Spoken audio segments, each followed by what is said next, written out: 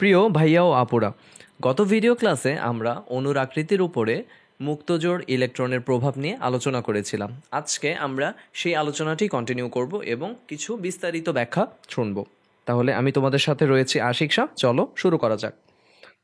আমরা গতদিন ঠিক এখানেই শেষ করেছিলাম যে ভিএসিপিআর তত্ত্ব, অণুর আকৃতি এবং বন্ধনকোণের উপরে মুক্তজোড় ইলেকট্রনের যে প্রভাবটা, সেটার উপরে একটি তত্ত্ব রয়েছে যাকে বলা হচ্ছে ভিএসিপিআর, যার পূর্ণরূপ valence shell electron pair repulsion, যার বাংলা করলে দাঁড়ায় যোজ্যতা স্তর ইলেকট্রন জোড় বিকর্ষণ। এবার এই তত্ত্ব অনুযায়ী আসলে কি পাই আমরা? এই তত্ত্বের মূল প্রতিপাদ্য বিষয় সেটি হচ্ছে, এই তত্ত্ব অনুযায়ী বলা হয়ে থাকে যে কোনো একটি অণুতে বা কোনো একটি যৌগে বন্ড পেয়ার বিকর্ষণ বলটা হবে সবচেয়ে কম। এরপরে বন্ড পেয়ার বিকর্ষণ বলটা হবে তার চেয়ে একটু বেশি।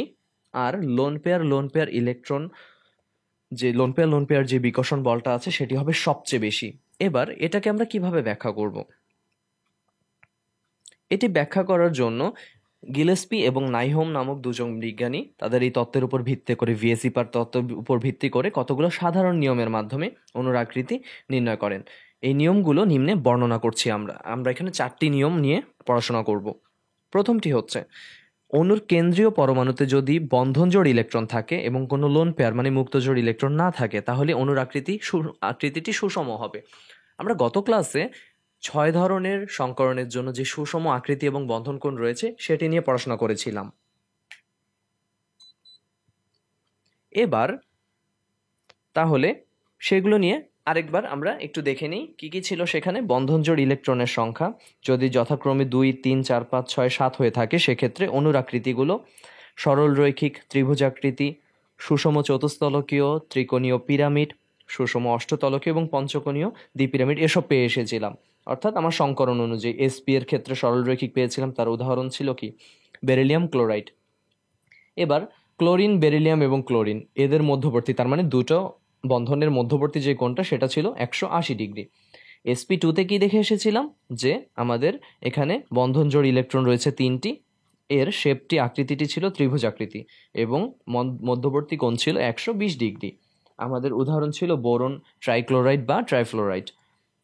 এরপরে sp3 এর ক্ষেত্রে আমরা দেখে এসেছিলাম যে আমাদের এখানে বন্ধনজোড় ইলেকট্রন সংখ্যা 4টি, এর আকৃতিটি ছিল চতুস্তলকীয় এবং উদাহরণ হিসেবে আমরা মিথেনকে দেখে এসেছিলাম। এখানে আমাদের বন্ধন কোণটা ছিল 109.5 ডিগ্রি। আবার sp3d এর ক্ষেত্রে যেখানে বন্ধনজোড় ইলেকট্রন ছিল 5টি, তার আকৃতিটি ছিল ত্রিকোণীয় দ্বিপিরামিড, ফসফরাস পেন্টাক্লোরাইড ছিল তার উদাহরণ এবং মধ্যবর্তী দু ধরনের কোণ পেয়েছিলাম, একটি 90 ডিগ্রি, একটি 120 ডিগ্রি। আমি গত ভিডিও ক্লাসেও এগুলো নিয়ে আলোচনা করেছি, তাই আজকে একটু দ্রুত এই জিনিসটা দেখিয়ে দিচ্ছি। অনুরূপভাবে sp3d2 এর ক্ষেত্রে আমরা দেখেছিলাম সুষম অষ্টতলকীয় আকৃতি এবং বন্ধনকোণ ছিল 90 ডিগ্রি। আবার sp3d3 এর ক্ষেত্রে ছিল পঞ্চকোণীয় দ্বিপিরামিড আকৃতি, যার উদাহরণ ছিল আয়োডিন হেপ্টাফ্লোরাইড এবং বন্ধনকোণ ছিল 90 ডিগ্রি এবং 72 ডিগ্রি। এটা কখন? এটা যখন নিয়ম 1-এর ক্ষেত্রে, যখন আমার শুধু বন্ধনজোড় ইলেকট্রন থাকবে, কোনো মুক্তজোড় ইলেকট্রন থাকবে না। আমাদের পরিবর্তনটা আসা শুরু হয় নিয়ম 2 থেকে। যদি কোনো কেন্দ্রীয় পরমাণুতে বন্ড পেয়ার ইলেকট্রন এবং লোন পেয়ার ইলেকট্রন দুটিই থাকে, সেক্ষেত্রে আমাদের অণুর আকৃতিটা আর একটু আগের মতন সুষম হবে না। কেন হচ্ছে না? তাহলে আমরা একটু দেখি। এখানে আমরা অ্যামোনিয়ার ক্ষেত্রে দেখতে পাচ্ছি তার সংকরণটি হচ্ছে sp3। নর্মালি sp3 হলে সবাই যদি বন্ধন জোড়ে থাকতো, তাহলে আমার সংকরণটি কি হওয়ার কথা ছিল? সংকরণটি হওয়ার কথা ছিল, বন্ধন কোণটি হওয়ার কথা ছিল 109.5 ডিগ্রি এবং আমার এখানে আকৃতিটি হতো চতুস্তলকীয়। কিন্তু এখানে আমরা দেখতে পাচ্ছি তার আকৃতিটা হচ্ছে ত্রিকোণীয় পিরামিড। কেন? আমরা ইলেকট্রন মাইক্রোস্কোপের সাহায্যে যখন দেখি তখন লোন পেয়ারটাকে দেখতে পাই না, শুধু জাস্ট বন্ধন জোড়গুলোকে দেখতে পাই। এ কারণে আমরা তার আকৃতি বলছি ত্রিকোণীয় পিরামিড। এক্ষেত্রে কোণটা কত? কোণটা কমে গিয়ে দাঁড়ায় 107.3 ডিগ্রি। 107.3 ডিগ্রি হওয়ার পেছনেই কারণটা রয়েছে। কী সেই কারণটা? সেটা হচ্ছে যে যখন আমার বন্ড পেয়ারের সাথে লোন পেয়ার চলে আসছে, এখানে একটি ঝামেলা হয়। ঝামেলাটা কি? একটু আগে আমরা থিওরিতে পড়ে আসলাম যে বন্ড পেয়ার লোন পেয়ার বিকর্ষণ বলটা বন্ড পেয়ার বিকর্ষণের চেয়ে বেশি হবে। তাহলে এটা কিভাবে আমরা ব্যাখ্যা করব জিনিসটাকে? আমি নিয়মগুলো আগে বলে ফেলি, তারপর ব্যাখ্যাটি দিচ্ছি। যেমন পরবর্তীতে আমরা দেখতে পাচ্ছি এখানে বন্ড পেয়ার অপেক্ষা লোন পেয়ারকে উভয় ইলেকট্রন যুগলকে বেশি বিকর্ষণ করে। তার মানে আমার বন্ড পেয়ার অপেক্ষা লোন পেয়ার যেগুলো, অর্থাৎ বন্ড পেয়ার লোন পেয়ার, তার পরবর্তীতে আসছে লোন পেয়ার বিকর্ষণ, অর্থাৎ যেখানে একাধিক লোন পেয়ার থাকবে সেখানকার বিকর্ষণটা আর একটু বেশি হবে। তাহলে বিকর্ষণ বেশি হলে আমার আকৃতিতে কি পরিবর্তন আসছে আমরা ডানের চিত্রে দেখতে পাচ্ছি। নর্মালি এখানে জেনন ডাইফ্লোরাইড এর এই সংকরণটি হচ্ছে sp3d। এবার sp3d হলে তার আকৃতি কি ত্রিকোণীয় দ্বিপিরামিড হওয়ার কথা ছিল, কিন্তু আমরা দেখতে পাচ্ছি তার আকৃতিটা এখানে সরল রৈখিক। তাহলে বাকি তিনটি অরবিটালের যে লোন পেয়ারগুলো সেগুলো কি, তাদের মধ্যে বিকর্ষণ প্রবণতাটা বেশি। এখন এই বিকর্ষণ প্রবণতাটা বেশি হলে কি ঘটনাটা ঘটে, আমি একটি উদাহরণ দিয়ে সবসময় এই কথাটাকে ব্যাখ্যা করি। ধরো আমার কাছে 4জন ছাত্র রয়েছে বা 4জন শিক্ষার্থী রয়েছে, তাদের আমি পড়াই। এবার তাদের আমি একটি পরীক্ষা নিতে চাচ্ছি, একটি ক্লাস টেস্ট নিতে চাচ্ছি। তো ক্লাস টেস্টের আমি সিলেবাস জানিয়ে দিলাম, বললাম তোমাদের 2 দিন পরে পরীক্ষা হবে। এবার 2 দিন পরে তোমরা সবাই পড়াশোনা করে আসলে, তোমাদেরকে 4জনকে 4টা বেঞ্চে বসালাম, পরীক্ষা নিচ্ছি। যখন সবাই পড়াশোনা করে আসলে তখন কি তোমরা কেউ কারো দেখা দেখে চেষ্টা করবে না, নিজের পরীক্ষা নিজেই দিবে। এই অবস্থাটিতে তোমরা নিজেরা বন্ধন জোড়ে আছো প্রত্যেকে 4জনই, অর্থাৎ 4টা বন্ড পেয়ার, কেউ কাউকে ডিস্টার্ব করছো না, তোমাদের মধ্যে একটা সুষম আকৃতি এবং সুষম বন্ধনকোণ রয়েছে। কিন্তু যদি আমি ধরো পরীক্ষা নিচ্ছি, এবার পরীক্ষার মাঝে একজন পড়াশোনা করে আসেনি, বাকি 3জন পড়াশোনা করে এসেছে। এবার যে পড়াশোনা করে আসলো না সে কি করবে, বাকি 3জনকে ডিস্টার্ব করবে। দোস্ত একটু দেখাও তুমি আমাকে, এই দোস্ত দেখা না একটু, এই তুই হাতটা সরা, এই খাতাটা দে পিছনে। আচ্ছা, এবার এই যে মানুষটা যে পড়াশোনা করে আসেনি সে কি বাকিদেরকে বিরক্ত করছে, বাকিদের পরীক্ষায় হ্যাম্পার করছে। এবার বাকি 3জন কি চাইবে, এই আমরা ওর কাছ থেকে একটু দূরে গিয়ে বসি, ঠিক আছে, ও ডিস্টার্ব দিচ্ছে আমাদেরকে, চল আমরা একটু কাছাকাছি হয়ে বসি, একটু ভালো মতন শান্তি মতন পরীক্ষাটা দিই। এখানে আসলে সেই ঘটনাটাই ঘটে। যেমন উপরের উদাহরণ আমরা অ্যামোনিয়ার ক্ষেত্রে দেখতে পাচ্ছি, এখানে একটা লোন পেয়ার, এই লোন পেয়ার এবং বন্ড পেয়ারের বিকর্ষণ বলটা বন্ড পেয়ারের চেয়ে বেশি হয়। তখন এই বন্ড পেয়ারগুলো কি করে, এই চল আমরা একটু কাছাকাছি হয়ে বসি, ও যাতে আমাদেরকে ডিস্টার্ব দিতে না পারে। তখন বন্ধন কোণটা হালকা কমে যায়। কি কতটুকু কমলো, 109.5 ডিগ্রি থেকে 107.3 ডিগ্রি হয়ে গেল। ঠিক আছে, ওকে। এর পরবর্তীতে যদি আমার এখানে লোন পেয়ারের সংখ্যা আরো বেড়ে যায়, কিরকম, ধরো 4জনের পরীক্ষা ভাইয়া নেব, 2জন পড়াশোনা করে আসলে না। এবার ওই 2জন কি করবে, তোমরা যারা পড়ে এসেছো তাদেরকে তো বিরক্ত করবেই, আবার নিজেরা নিজেদেরকে বিরক্ত করবে। দোস্ত তুইও পড়িসনি, আমিও পড়িনি, চল আমরা দেখা দেখি করে লিখি। ঠিক আছে, তো সেক্ষেত্রে যে বন্ধন জোড়ের 2জন আছে, মানে যারা পড়ে এসেছো, তারা কি চাবে, আর একটু কাছাকাছি হয়ে বসতে, যাতে ওরা 2জন তোমাদেরকে বিরক্ত করতে না পারে। তখন বন্ধন কোণটা আরেকটু কমে যায়, তোমরা আরেকটু কাছাকাছি এসে বসো। তো তাহলে এই উদাহরণটির মাধ্যমে আমরা এই যে অনুরাকৃতি এবং বন্ধন কোণের উপরে যে মুক্তজোড় ইলেকট্রনের একটা প্রভাব আছে সেটা খুব ভালো মতন বুঝে যাই। তাহলে এখানে কি দেখতে পাচ্ছি, এখানে আমার লোন পেয়ার হচ্ছে জেনন ডাইফ্লোরাইডে 3টা। এই 3টা কি করে, এদের মধ্যে বিকর্ষণটা সবচেয়ে বেশি হয়। তখন এই বন্ধন জোড়গুলো কি করে, এরা নিজেদের মধ্যে কাছাকাছি হয়ে থাকার চেষ্টা করে, অর্থাৎ তারা এমন একটা দূরত্ব বেছে নেয় যাতে করে তাদের মধ্যে বিকর্ষণ বলের প্রভাবটা সর্বনিম্ন খাটে, যাতে যৌগটা স্থিতিশীল অবস্থায় থাকে। কখন সেটা সম্ভব, 180 ডিগ্রিতে থাকলে সেটা সম্ভব। আবার এখানে আমরা দেখতে পাচ্ছি কি সালফার টেট্রাফ্লোরাইড, এর ক্ষেত্রেও আমরা কি বলতে পারি, এর সংকরণটা হচ্ছে sp3d। এর ক্ষেত্রে sp3d হলে আকৃতি কি ত্রিকোণীয় দ্বিপিরামিড হওয়ার কথা ছিল, সেটি না হয়ে এটি হচ্ছে সমতলীয় বর্গাকার। কেন, এই লোন পেয়ার ইলেকট্রনটি এখানে প্রভাব বিস্তার করছে। 4 নম্বর যে নিয়মটা, এই নিয়মটা আমাদের কলেজগুলোতে খুব একটা পড়ানো হয় না, বাট তারপরেও এটা সম্পর্কে তোমাদের একটু ধারণা দিয়ে রাখা উচিত, যেহেতু আমরা সবগুলো নিয়ম পড়ছি। সেটা কি, বন্ধন দ্বারা যুক্ত পরমাণুর ইলেকট্রোনেগেটিভিটির বৃদ্ধির সাথে সাথে বন্ধনে অংশগ্রহণকারী ইলেকট্রন যে যুগলগুলো রয়েছে তাদের মধ্যে বিকর্ষণটা হ্রাস পায়। অর্থাৎ বন্ধনে অংশগ্রহণকারী পরমাণুর তড়িৎ ঋণাত্মকতা যত বেশি হবে, বন্ধন দ্বারা আবদ্ধ ইলেকট্রন ততই তড়িৎ ঋণাত্মক পরমাণুটির দিকে ঝুঁকে থাকবে। এর ফলে কি হবে, এর ফলে আমাদের ইলেকট্রন ঘনত্বটা হ্রাস পাবে, ফলে বন্ড পেয়ার বিকর্ষণটা হ্রাস পাবে এবং বন্ধন কোণটা সংকুচিত হয়ে যাবে। তাহলে আমরা একটু উদাহরণটা দেখে নিই। উদাহরণটা কি, উদাহরণটা হচ্ছে এখানে দেখতে পাচ্ছি আমরা ফসফরাস আয়োডাইডের ক্ষেত্রে বন্ধন কোণ 102 ডিগ্রি, ফসফরাস ব্রোমাইডের ক্ষেত্রে কি হচ্ছে, ঘটনাটা কমে যাচ্ছে আর একটু। কেন কমে যাচ্ছে, কারণ আমাদের এখানে তড়িৎ ঋণাত্মকতা যেটা সেটা বৃদ্ধি পাচ্ছে।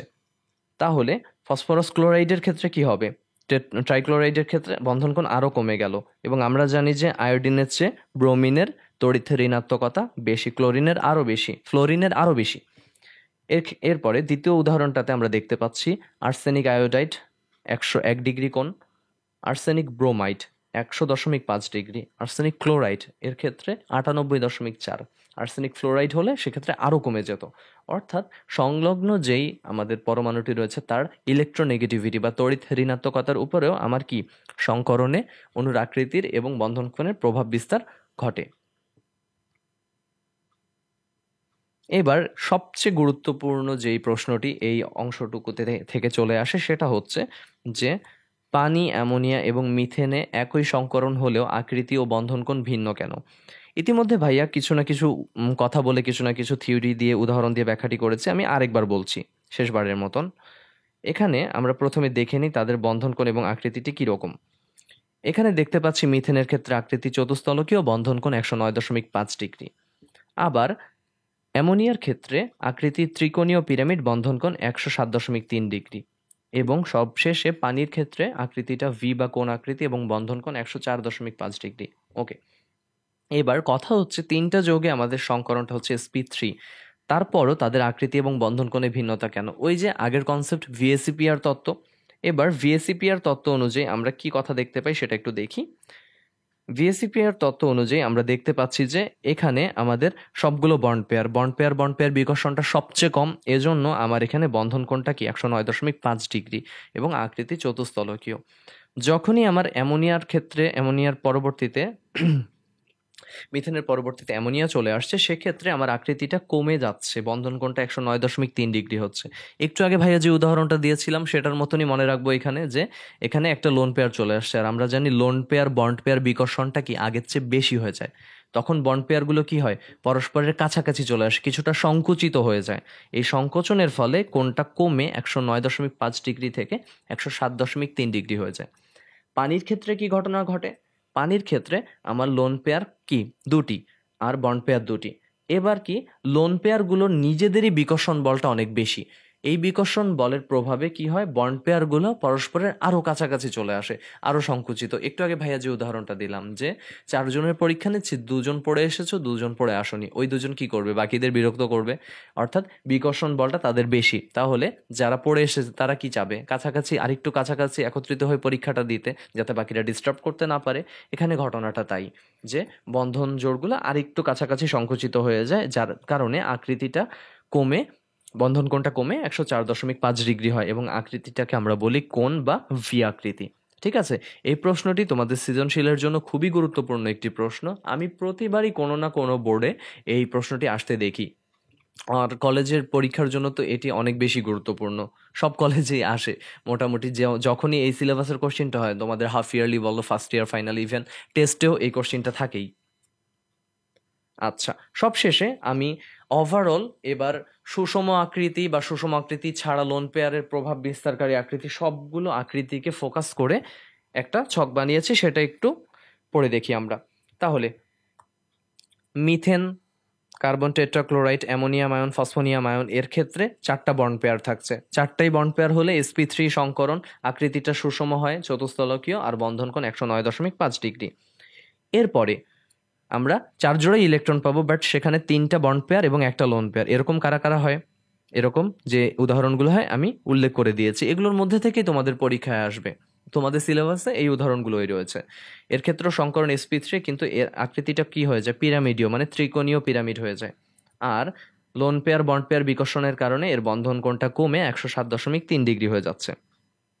এর পরবর্তীতে sp3 সংকরণই হবে, এবার 4 জোড়া ইলেকট্রনই থাকছে, কিন্তু 2টি বন্ড পেয়ার, 2টি লোন পেয়ার। এরকম উদাহরণ আমরা দেখতে পাচ্ছি পানি, হাইড্রোজেন সালফাইড, তারপরে সালফার ক্লোরাইড, সেলেনিয়াম ক্লোরাইড, এরকম। তাহলে এদের ক্ষেত্রে sp3 সংকরণ হওয়া সত্ত্বেও এদের আকৃতিটা কি কৌণিক হয়, এবং লোন পেয়ার বিকর্ষণের কারণে বন্ধন কোণটা কমে 104.5 ডিগ্রি হয়ে যায়। এরপরে আমাদের পরিচিত উদাহরণ বোরন, ট্রাইফ্লোরাইড, ট্রাইক্লোরাইড, তাদের ক্ষেত্রে 3টি বন্ড পেয়ার রয়েছে, সংকরণ sp2, আকৃতি ত্রিভুজ, বন্ধন কোণ 120। এরপরে চলে আসছে আমাদের বেরিলিয়াম ক্লোরাইড, যা আমরা অনেকবার পড়ে এসেছি, 2টি বন্ড পেয়ার, sp সংকরণ, সরলরৈখিক আকৃতি, বন্ধন কোণ 180। এরপরে হাইড্রোনিয়াম আয়ন, এটি আমরা দেখিনি, এটির সংক্ষেপে আমরা ব্যাখ্যাটা দেখে নিই। এখানে 3টি বন্ড পেয়ার বলছে, 3টি বন্ড পেয়ার কীভাবে একটু দেখে নেই। এখানে অক্সিজেনের সাথে হাইড্রোজেনের 2টি বন্ড পেয়ার তো রয়েছেই। এখানে যেটা ঘটে, এই লোন পেয়ার দুইটা সন্নিবেশ সমযোজী বন্ধন করে H+ গিয়ে যুক্ত হয়, মানে H+-এর সাথে ইলেকট্রন শেয়ার করছে, তার মানে এটাকেও একটা বন্ধন হিসেবে ধরছি আমরা, যার কারণে তার আকৃতিটা পিরামিডীয়, কারণ 3টা বন্ড পেয়ার একটা লোন পেয়ার, আর বন্ধন কোণটা 107.3 ডিগ্রি। ফসফরাস পেন্টাক্লোরাইডের উদাহরণ অনেকবার বলেছি। এরপরে সালফার হেক্সাফ্লোরাইড বলা হয়েছে, আমরা জানি এটা। সালফার টেট্রাক্লোরাইড, এর ক্ষেত্রে একটু বলে রাখা ভালো, এখানে 5টা জোড় থাকলেও 4টা বন্ড পেয়ার একটা লোন পেয়ার, যার কারণে আমার শেপটা কি হবে, শেপটা ত্রিকোণীয় দ্বিপিরামিড হওয়ার কথা ছিল sp3d এর কারণে, কিন্তু লোন পেয়ারের কারণে সেটা সমতলীয় বর্গাকার হয়ে যায়। এরপরে আসছে জেনন ডাইফ্লোরাইড, একটু আগে ব্যাখ্যাটা দিলাম যে এখানে 5 জোড়া ইলেকট্রন রয়েছে, 2টি বন্ড পেয়ার, 3টি লোন পেয়ার। এই লোন পেয়ারের প্রভাব এখানে খাটে বলে এর আকৃতিটা সরলরৈখিক হয়, অর্থাৎ সমতল বরাবর যে 3টি অরবিটাল থাকার কথা ছিল সেখানে লোন পেয়ার চলে আসে, আর উলম্ব বরাবর 2টো অরবিটালে বন্ধনটা গঠিত হয়। জেনন টেট্রাফ্লোরাইডের ক্ষেত্রেও একই কথা প্রযোজ্য, এখানে 6 জোড়া ইলেকট্রন থাকে total, bond pair lone pair মিলিয়ে বন্ড পেয়ার 4টি, লোন পেয়ার 2টি, সংকরণ sp3d2, কিন্তু আকৃতি হয়ে যায় অষ্টতলকীয় এর পরিবর্তে সমতলীয় বর্গাকার, কারণ ওই যে লোন পেয়ার উলম্ব বরাবর 2 অরবিটালে লোন পেয়ার চলে আসছে। আয়োডিন হেপ্টাফ্লোরাইড অনেকবার বলেছি। এরপরে সালফিউরিক অ্যাসিডেরটা মাঝে মাঝে এমসিকিউতে আসে, এখানে 4টি বন্ড পেয়ার কিভাবে, একটু গাঠনিক সংকেতটার দিকে তাকাই। গাঠনিক সংকেতে দেখতে পাচ্ছি সালফারের সাথে অক্সিজেনের প্রথমে সমযোজী বন্ধন, আর 2টো অক্সিজেনের সাথে তার কি সন্নিবেশ সমযোজী। তো সন্নিবেশ সমযোজীকে আমরা এখানে একটা বন্ড পেয়ার হিসেবেই ট্রিট করছি, এজন্য এর আকৃতিটা চতুস্তলকীয়, সংকরণ sp3, ওকে। আর বন্ধন কোণটা একটু কমে যায়, 103 বা 4 ডিগ্রির কাছাকাছি। জেনন হেক্সাফ্লোরাইডের ক্ষেত্রে 7 জোড়া ইলেকট্রন, 6টি বন্ড পেয়ার, একটি লোন পেয়ার, আর সংকরণটা হচ্ছে sp3d3, ওকে। আর এর ক্ষেত্রে আকৃতিটা পঞ্চকোণীয় দ্বিপিরামিডই থাকে, একটা লোন পেয়ার চলে আসছে এখানে, অর্থাৎ এই যৌগটাকে আমরা আয়োডিন হেপ্টাফ্লোরাইডেরটার সাথে তুলনা করতে পারি। বন্ধন কোণটাও প্রায় কাছাকাছি থাকে, 72 ডিগ্রি 90 ডিগ্রি এরকম। তো তাহলে আমরা অফিসিয়ালি সংকরণ পুরোপুরিভাবে শেষ করলাম, এবং সংকরণটি তোমাদের ইন্টারমিডিয়েটের জন্য খুবই গুরুত্বপূর্ণ একটা টপিক। তোমাদের টেস্ট পরীক্ষা বলো, কলেজের যে কোনো পরীক্ষা, অ্যাডমিশন বা আমাদের বোর্ড পরীক্ষা অর্থাৎ এইচএসসি পরীক্ষা, সবগুলো পরীক্ষার জন্য 3য় অধ্যায়ের সংকরণটা খুবই গুরুত্বপূর্ণ। তো তাহলে কেউই এটা স্কিপ করবে না, এটা বাদ দিবে না, অবশ্যই এটা পড়ে যাবে। এবং ভাইয়া চেষ্টা করেছি তোমাদের যথাযথভাবে, সুন্দরভাবে, সহজভাবে বোঝানোর। এখন তোমাদের পড়াশোনা করাটাই বাকি। তাহলে আজকের ভিডিও এই পর্যন্তই, পরবর্তী ভিডিও ক্লাসের আমন্ত্রণ জানিয়ে আজকে এখানেই শেষ করছি। আল্লাহ হাফেজ।